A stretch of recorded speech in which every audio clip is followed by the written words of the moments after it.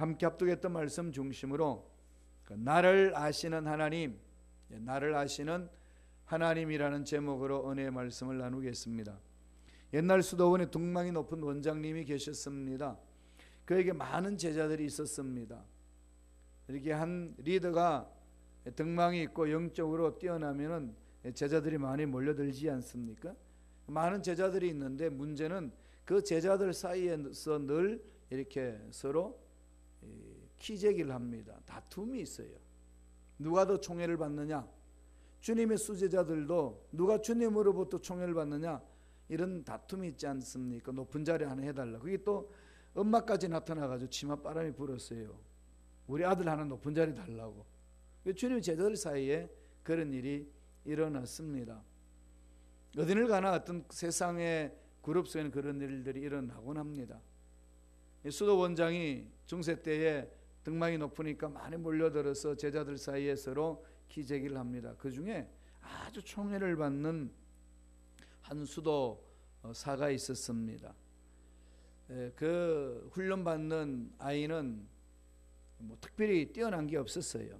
인물도 잘생기지도 않고 지적 능력도 다른 사람보다도 떨어지는 훈련받는 아이였습니다.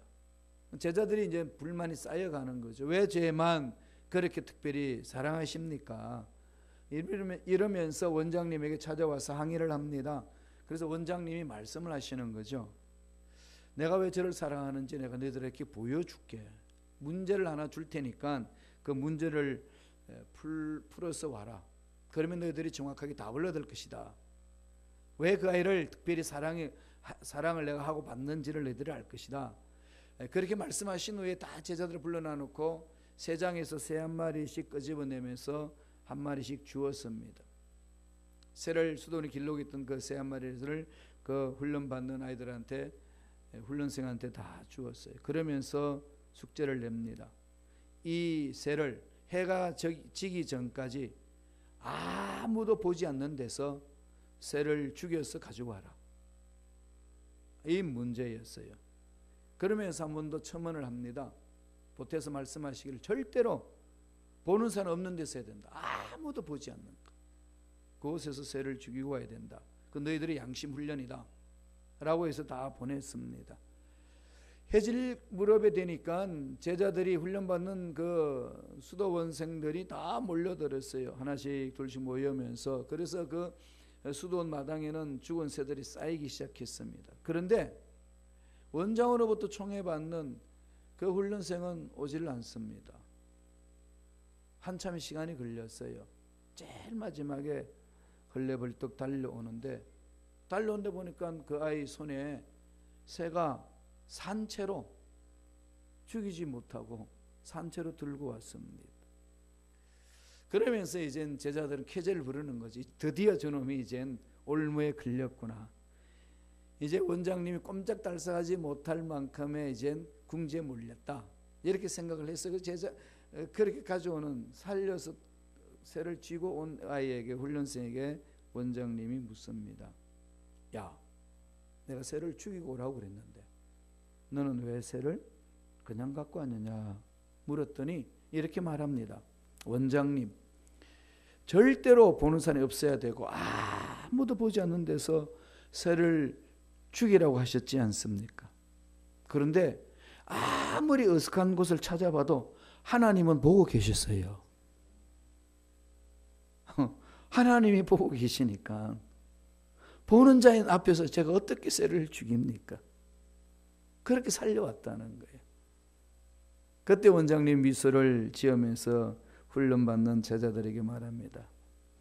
내가 왜 이 아이를 총애하는 이유를 알겠느냐?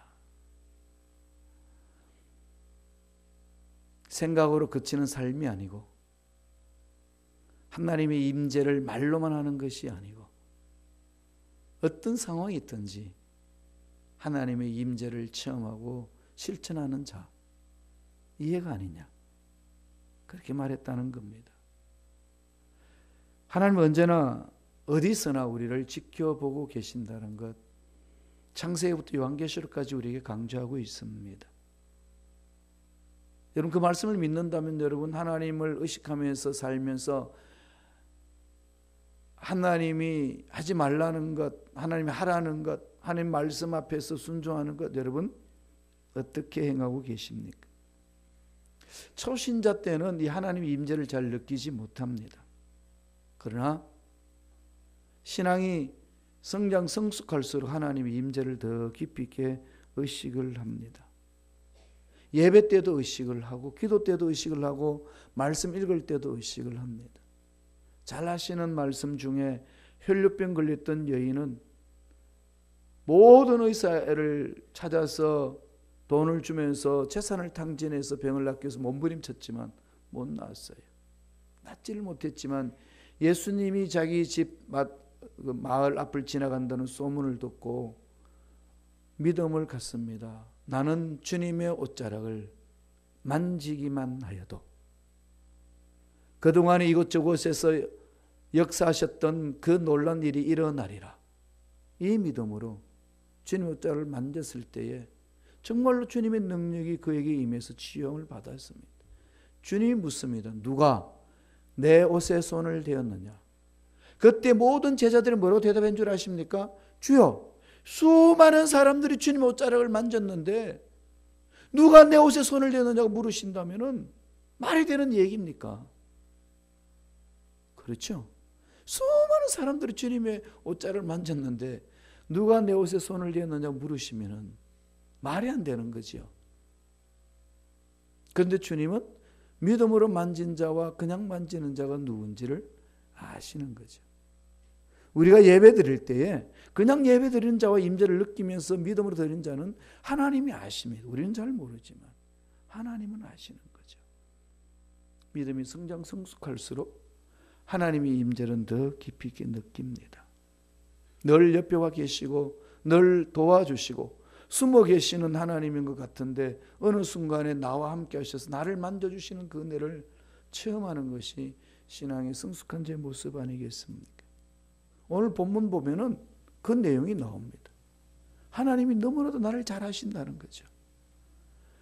시편 150편 중에 가장 아름답고 훌륭한 시 가운데 하나입니다. 이 시편 139편이 다윗이 말년에 지은 시로 알려지고 있습니다. 다윗이 왕으로서 이스라엘 나라를 다스릴 때에 얼마나 어려움을 많이 겪었습니까? 또 왕으로 되기 전까지 그 고통은 이루 말할 수 없습니다. 정말로 산전수전, 공주전, 공사전까지 다 겪은 사람이에요. 안 겪은 게 없는 그런 다윗의 삶이었습니다. 이 속에서 내가 만난 하나님이 어떤 분인지를 보여주고 있어요. 그러면서 외치는 고백은 하나님은 전지전능하시다는 거죠. 우주 만물을 창조하시고 모든 것을 다 가지시고 다 꿰뚫어 보고 계신다는 것. 그래서 내린 결론이 뭐죠? 나를 너무 잘하신다. 나를 너무 잘하신다는 거죠. 여러분 자기 자신 어떻게 알고 계시나요?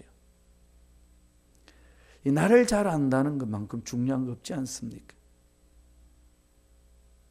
적을 알고 나를 알면은 백전백승을 한다는 그 옛말이 있지 않습니까? 나를 아는 것. 그런데 나를 어떻게 압니까? 내가 누군지를 몰라서 허우적거릴 때 얼마나 많나요? 왜 사는지, 어디서 왔는지, 정말 어디로 가는지, 정말 인생의 궁극적인 목적이 뭔지 이런 것들을 우리가 놓칠 때가 너무 많이 있어서 일어나는 크고 작은 문제 앞에 굴복할 때가 너무 많다는 겁니다. 근데 하나님은 잘 아신다는 거죠. 나를 알려면은 나를 잘 아시는 하나님께 가야 된다는 거죠. 하나님이 나를 어떻게 하실까요? 오늘 시편에서 세 가지를 말씀합니다. 첫째로 나의 삶을 살피신 하나님이라는 거죠. 나의 삶을 살피십니다. 세상 사람 몰라줘도 하나님 알고 계신다는 거죠. 누가 뭐라고 해도 하나님이 알고 계십니다. 내가 어떤 어려운 상황이 있단다 할지라도 그 상황 속에서 어떻게 놓을 수 있는지를 하나님 알고 계신다고 오늘 다윗은 고백합니다. 말씀을 볼까요? 1편입니다. 1절입니다. 시편 139편 1절 다 같이 읽습니다. 야훼여 주께서 나를 살펴보셨으므로 나를 아시나이다.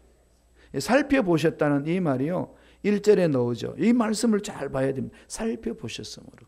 3절에도 나와요. 3절에 보면은 나의 모든 길과 내 눕는 것을 살펴보셨으므로 나의 모든 행위를 익히 하시오니. 살펴보신다.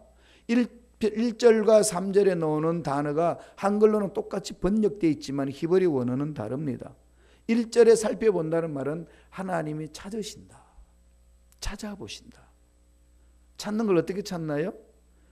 물건을 잃어버린 물건을 찾을 때에 그 물건을 찾기 위해서 샅샅이 뒤지지 않습니까?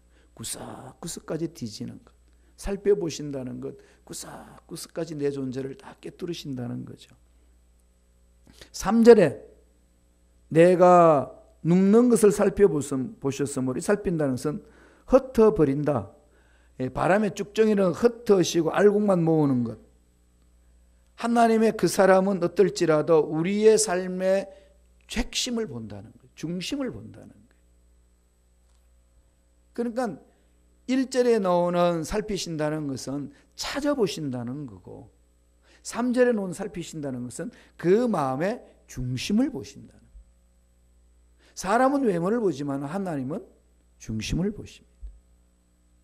중심을 꿰뚫어 보는 거죠. 우리가 어떤 일을 할 때에 그 일을 하고 난 결과만 보시는 것이 아니라 그 일을 할 때에 무슨 동기로 했는지를, 그 동기를 추적합니다. 사람은 어떤 결과만 보고 좋은 사람, 나쁜 사람, 성공한 사람, 실패한 사람 평가를 하려는지 모르지만 하나님은 그걸로 평가하지 않습니다. 그 결과에 출발한 동기를 보시는 거죠. 무슨 동기로 출발했냐. 하나님은 늘 동기를 추적하시는 분이셔요. 4절을 볼까요? 4절을 보면은 다윗은 이렇게 고백을 하는 겁니다. 시편 139편 4절 다 같이 읽습니다. 야훼여 내 혀의 말을 알지 못하는 것이 하나도 없으시. 우리의 혀의 말을 하나님이 알지 못하는 게 하나도 없다는 거예요. 이 말은 이미 출애굽 때부터 하나님이 계속해서 말씀해 오신 거죠. 잘 아시는 말씀 민수기 14장 28절에 뭐라고 그러시죠? 워낙 이스라엘 백성들이 불평불만하니까 모세가 너무 힘겨워가지고 하나님 앞에 털어놓고 기도할 때 하나님이 말씀합니다. 내가 맹세한다.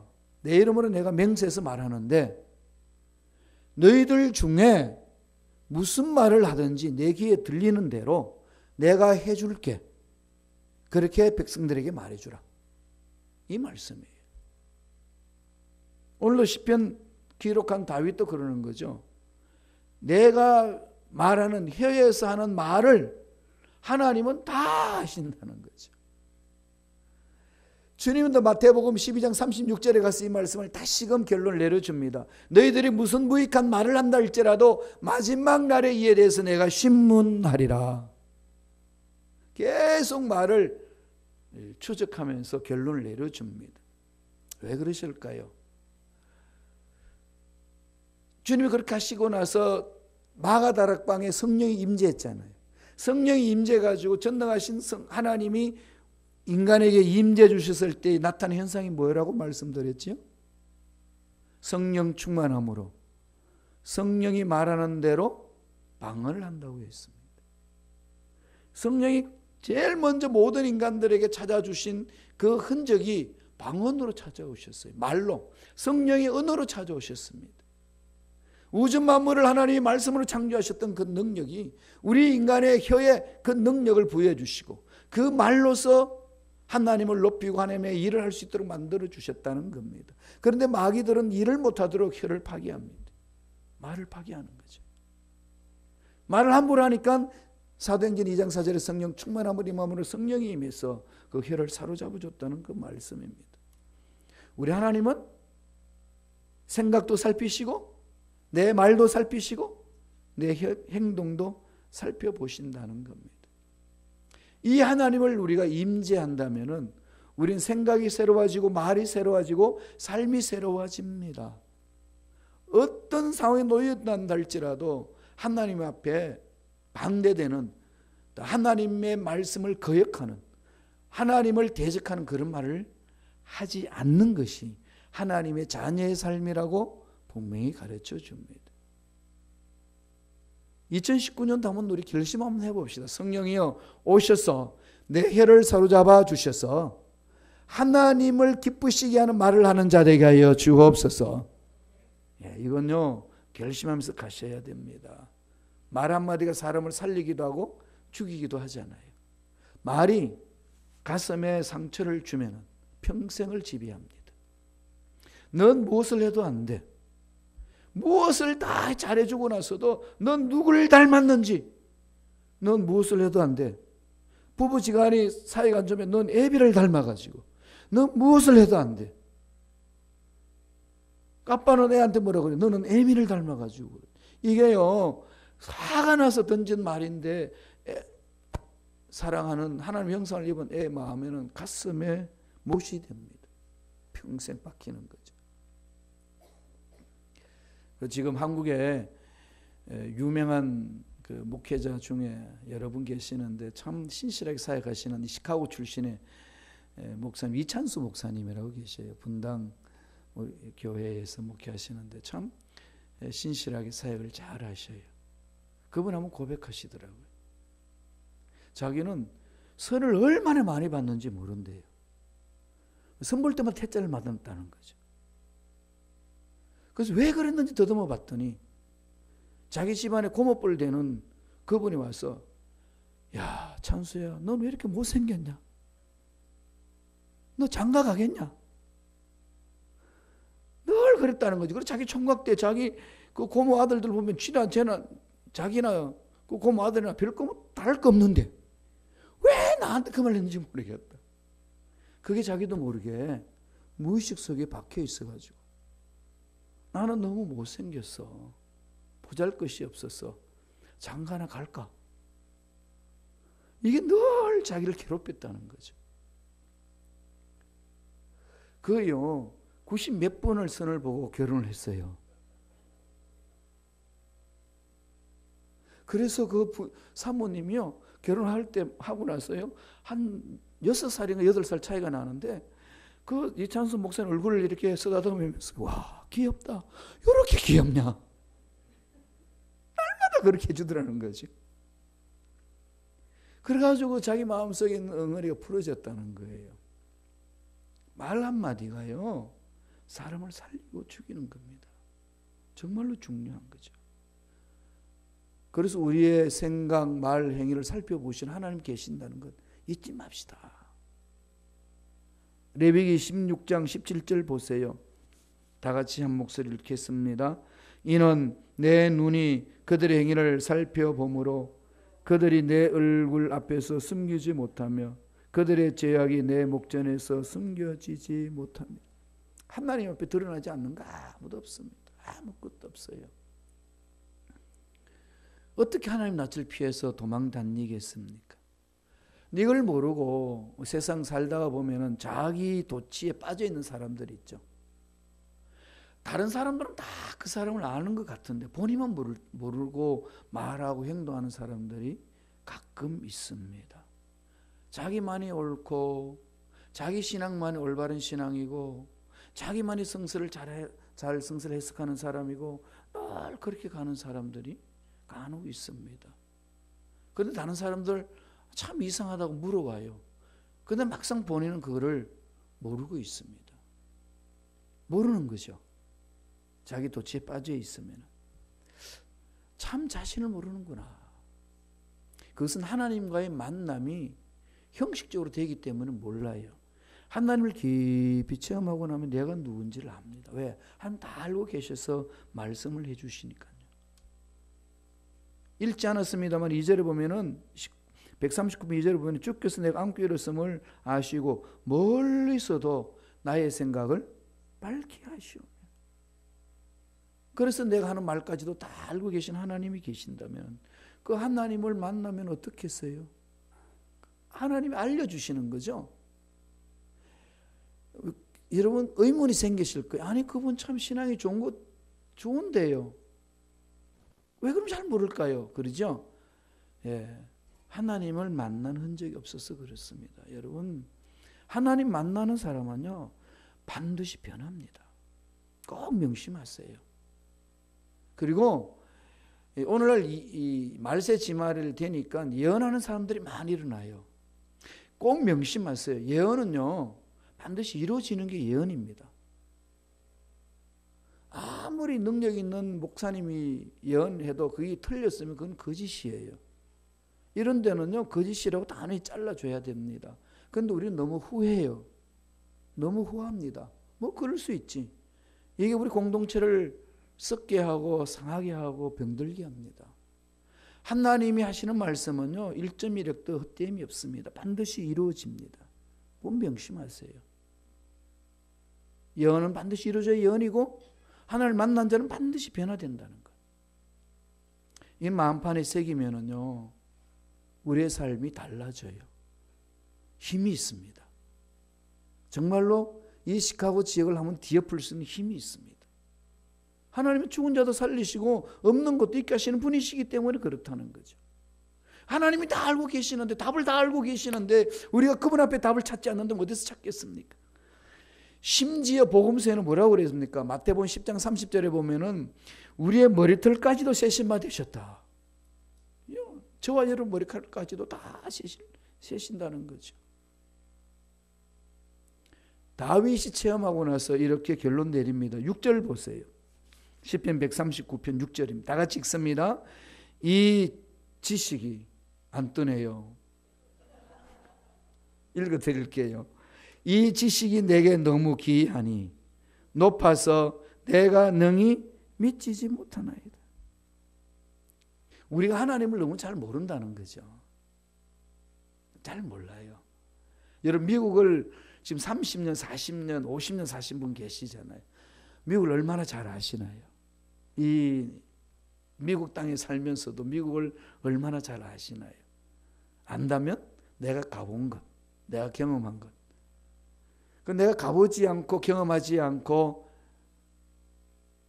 살펴보지 않은 것은 내 머릿속에 없으니까 없는 건가요? 있잖아요. 우리 하나님은 광대하십니다. 어마하게 넓으시고 깊고 위대하신 거죠. 이 하나님이 못 푸실 문제 없습니다. 그래서 우리는 모든 마음을 집중하게 그렇게 매달려야 된다는 거죠. 다윗은 그런 거죠. 너무 기이하니까 능히 내가 미치지 못합니다. 아무리 인간들이 난리쳐도요 안 되는 거죠. 어저께 우리 청소년과 우리 EM 식구들 스키 타러 갔다 왔어요. 영하 24도 날씨. 정말 상쾌하더라고요. 제가 이 스키 타러 가려고 다리 운동을 많이 했거든요. 일명 스쿼트 운동이 있는데 열심히 했는데요. 꿀벅지 만들려고 열심히 타고 내려오는데 얼마나 감격스러운지 다리가 후들후들 거리지가 않아요. 올라갔다 내려갔다 올라갔다 내려갔다 한 번도 쉬지 않고 10분을 했는데도 전혀 다리에 힘 빠지지 않고 막 힘이 나는데 너무 좋더라고요. 참 막 이 공기를 마시면서 내려오는 그 상쾌함. 이 맛을 아시려나? 너무 좋은 거죠. 스트레스가 그냥 날아가는 겁니다. 그런데 산꼭대기에 영하 24도가 넘어 섭씨 영하 24도 떨어지니까 핸드폰이요 뜨지 않아요. 핸드폰이 얼어버리더라고요. 그러니까 이게 목통이 되는 거죠. 아무리 인간들 기술이 좋다고 해도 하나님이 창조한 대자연 속에서 그게 무슨 작동이 되겠어요. 참 하나님의 은혜 안에 산다는 것은 우리 생각의 이상이라는 거죠. 이학수 목사님 그러더만요. 차원전하면서 목사님 인간의 기술이 아무리 발달해도 이 주의 앞에는 꼼짝 못하네요. 어느 정도에 우리가 극복하면서 살 수 있을는지 모르지만은 그 하나님의 능력을 어떻게 합니까? 그러니 나를 아시는 하나님께 늘 찾아가야 돼요. 매달려야 됩니다. 두 번째, 어떤 하나님이신가요? 나와 늘 함께 하시는 하나님. 함께 하신다는 God with us. 예수님의 이름이 임마누엘. 임마누엘 뜻이 뭐죠? 하나님이 우리와 함께 하신다. God with us지 않습니까? 늘 함께 하시는 분. 나와 함께 하시는 분이 나를 충분히 보호해 줄 수만 있다면 함께 하시는 사람과 어떻게 합니까? 평생 같이 가고 싶지 않아요. 사건이 터졌을 때에 나의 문제를 맡은 변호사는 사건만 맞았다면 100%다 풀어내는 변호사라면 어떻게 하겠어요? 든든한 거죠. 우주 만물을 창조하신 하나님이 나와 함께 하신다는 거예요. 늘 함께 하신 하나님이 계십니다. 그럼에도 불구하고 왜 우리는 문제 앞에 떨어야 할까요? 그럼에도 불구하고 왜 우리는 문제 앞에서 주저앉아야 할까요? 그만큼 우리 마음에 하나님이 주인이 안 됐다는 거죠. 하나님이 주인이 아니고 자꾸 다른 게 주인이 오는 겁니다. 그러다 보니까 하나님의 능력이 자꾸 사라지는 거죠. 하나님은 십계명에 보면 1계명, 2계명, 3계명 하나님이 계속 말씀하시죠. 나 외에는 다른 신을 두지 말라. 내 이름을 망령되이 이끌지 말라. 우상을 만들지 말라. 내 이름을 망령되이 이끌지 말라. 다 그러잖아요. 특별히 하나님 이외의 것 1계명, 2계명, 3계명에 대해서 엄하게 명하십니다. 왜 그랬을까요? 왜 자기만 알아달라고 그러나요? 여러분 생각해 보셨나요? 왜 우상을 숭배하지 마라? 왜 그랬었을까요? 우리는 눈에 보이는 걸 가지고 힘을 얻으려고 합니다. 눈에 보이는 돈, 권력, 사람, 모임 이걸 가지고 힘을 얻어서 나아가려고 그러는 게 인간의 연약한 모습이에요. 그 눈에 보이지 않는 하나님은 이게 손 안 잡히니까 잘 느끼지지 않으니까 쉽게 그냥 내팽개 쳐버립니다. 좀 불경건한 얘기지만 정말 그래요. 깡그리져 버리지 않습니까? 어떨 때는. 그럼 뭐가 될까요? 손에 잡히는 그것이 나의 힘이 된다고 하면은 하나님의 능력이 없어지는 거죠. 그 속에. 다른 말로 말하면 우상을 따라가게 되면 그것이 날 살리는 것 같지만은 하나님의 능력을 다 차단해 버린다는 겁니다. 그러므로 하나님의 능력을 차단하지 않기 위해서는 우상을 꺼내야 된다는 거죠. 우상 숭배하지 말라 이 말은 하나님의 능력을 제한하지 말라는 말씀입니다. 능력 안에 들어오기 위해서 하신다는 거죠. 그런데 이걸 우리는 자꾸 바꿔버린다는 겁니다. 그렇게 훈련되어 있었기 때문에 나도 모르게. 그래서 우리는 의지적으로 훈련해야 됩니다. 말씀 안에서 날마다 내 생각을 내가 말하는 것을 내가 행하는 습관들을 훈련하지 아니하면은 하나님이 내 인생의 주인이 되신다는 것 말뿐이지 실질적으로 그분을 주인으로 모시지 못합니다. 그러니까 그 능력을 체험하지 못하고 능력을 체험하지 못하니까 문제가 잘 안 풀어지고 꼬이면은 자꾸 실망하고 낙심하고 우울해지고 그렇게 절망하는 경우로 물러선다는 거죠. 그래서 하나님이 명하는 겁니다. 우상 숭배하지 마라. 기억합시다. 하나님 늘 나와 함께 하신다는 거. 오늘 다윗이 고백합니다. 7절 보세요. 139편 7절 다 같이 한 목소리 천천히 읽습니다. 내가 주의 영을 떠나 어디로 가며 주의 앞에서 어디로 피하리까? 주의 영을 떠나 어디로 가겠습니까? 이불 속에 숨는다고 주님이 안 계시나요? 골방 속에 척박힌다고 사람들이 아무도 안 보는 곳에 간다고 주님이 안 계시나요? 다윗은 고백합니다. 주의 영을 떠나 어디로 가며 주의 앞에서 어디로 피하리까? 아무도 보지 않는 그 상황 속에서 다윗이 전쟁 부하들 다 전쟁 때 부하를 보내놓고 궁궐에서 거닐다가 대낮에 발가벗고 목욕하는 바세바를 봅니다. 아무도 보지 않는 곳에서 은밀하게 죄를 범했는데 다윗은 나중에 그 모든 것들을 나단 선지자를 통해서 듣게 됩니다. 뭘 생각했을까요?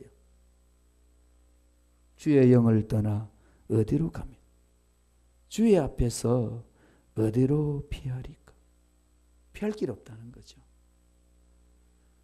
순간적으로 실수해서 넘어진 순간일지라도 다윗은 늘 마음에 하나님이 중심이었기 때문에 하나님을 떠나 살 수 없다는 것을 지적하니까 그 자리에서 무릎을 꿇습니다. 그게 다윗이 위대한 점이잖아요. 한번 돌이키고 나서는요, 다윗은 마음 뺏기지 않습니다. 그렇게 달려갑니다. 이게 하나님 앞에 쓰임 받은 자의 삶이잖아요. 9절, 8절 볼까요? 시편 139편 8절 다 같이 읽겠습니다. 내가 하늘에 올라갈지라도 거기 계시며 수월에 내 자리를 펼지라도 거기 계십니다.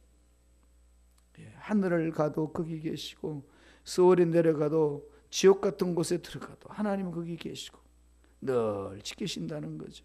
보살피신다는 겁니다. 새벽 날개를 치며 바다 끝에 가서 거할지라도 그곳에 계신다는 겁니다. 이 바다라는 것은 이 지구의 끝을 지금 표현하는 거거든요. 내 인생 끝, 피해서 도망 다니는 그 끝에 가 있으라도 하나님은 계신다는 겁니다. 하나님이 계시는 그곳에는 뭐가 있을까요? 10절을 보실까요? 시편 139편 10절에서 다윗은 이렇게 고백을 합니다. 다 같이 읽습니다. 거기서도 주의 손이 나를 인도하시며 주의 오른손이 나를 붙드시리다.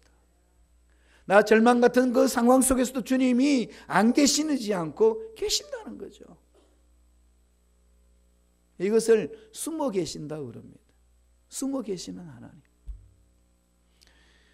느끼지도 못하고 만지지도 못하고 기도 응답을 위하여 간절히 부르짖었는데 응답은 하지 않고 나를 버린 것만 같은 그 상황 속에 하나님은 숨어 계시는 거죠. 왜 숨어 계실까요? 믿음을 키우기 위해서, 성숙시키기 위해서, 하나님만을 신뢰하도록 하기 위해서. 돌아보니까 느끼는 거죠. 아, 주님의 손이 이끌어 주셨구나. 여러분 지난 삶을 한번 돌아보세요. 장로님들하고 이야기하면은 미국에 이민 올 때 1인당 200불 가지고 오셨대요. 좀 깜짝 놀랐어요.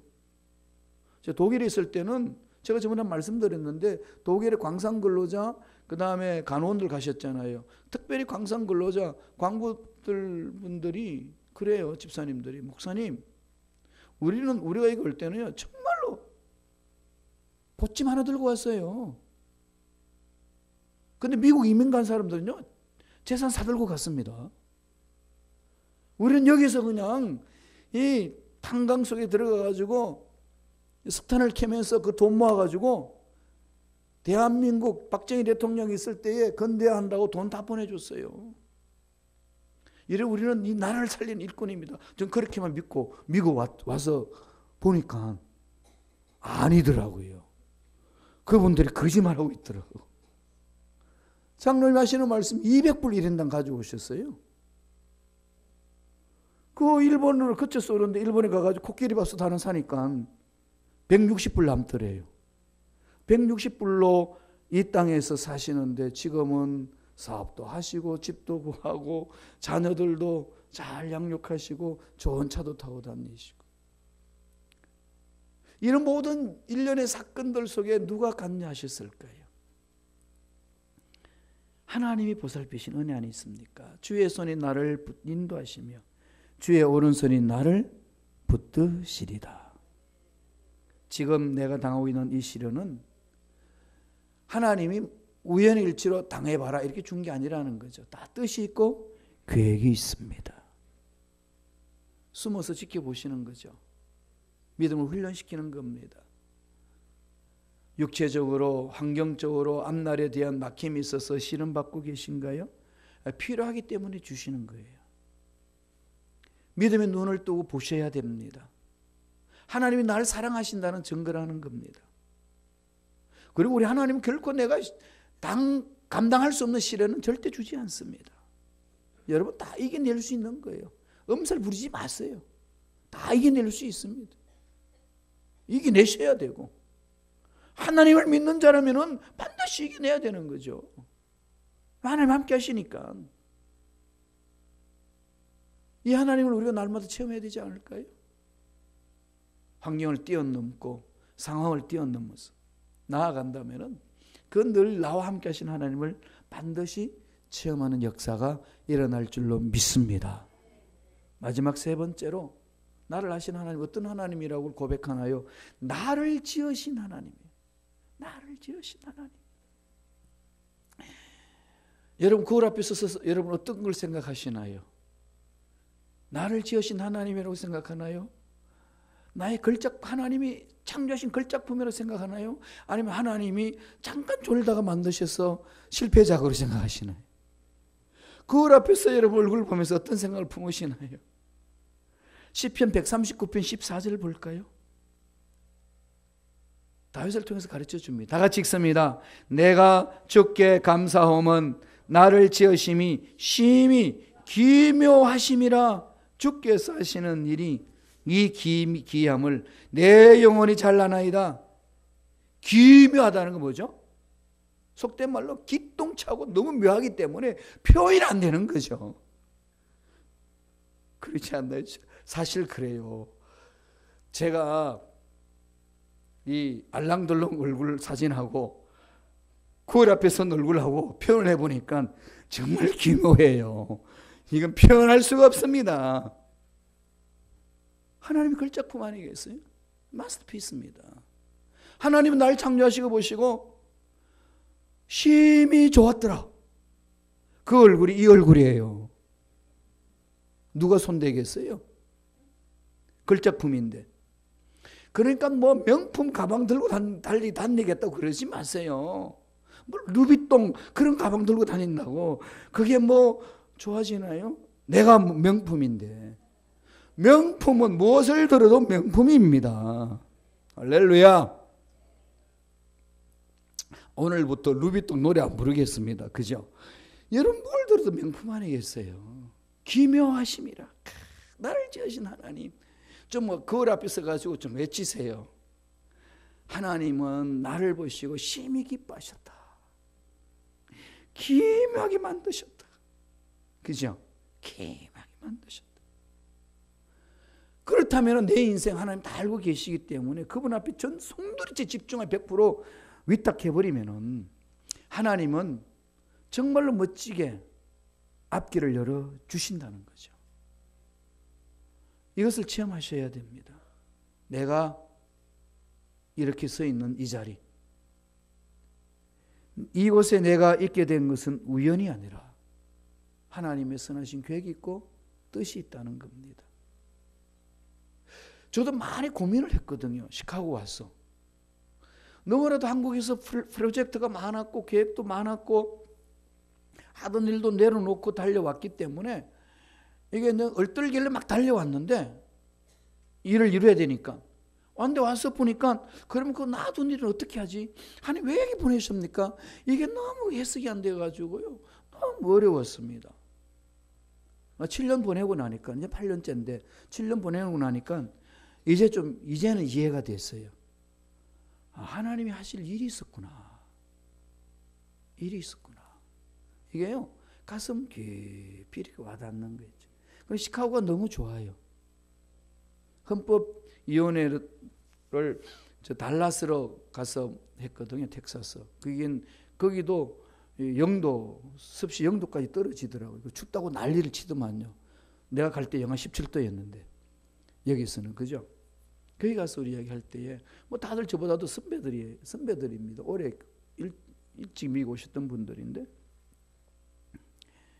이런 얘기 저런 얘기 하면서 이제 총회 헌법을 이제 수정하고 첨삭하고 또 새롭게 조정하고 이제 이런 일들 하면서 쉴 때에 대화를 나눕니다. 그분들 다 하는 얘기가 자기 있는 자리가 너무 좋다는 거지.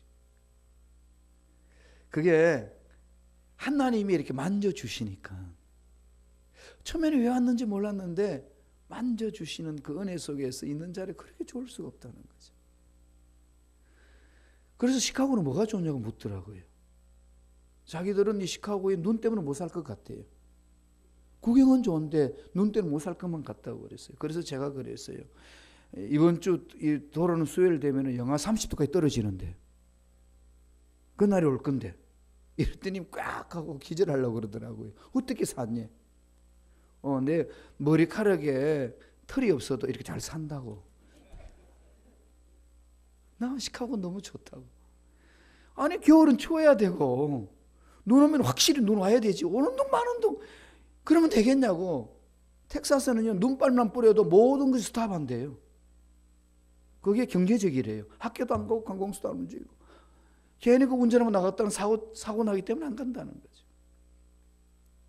그런데도 불구하고 자기들은 그게 좋대요. 그래서 제가 그랬어요. 이 시카고는 정말 마음에 든다고. 와보라고. 어떻게 사는지.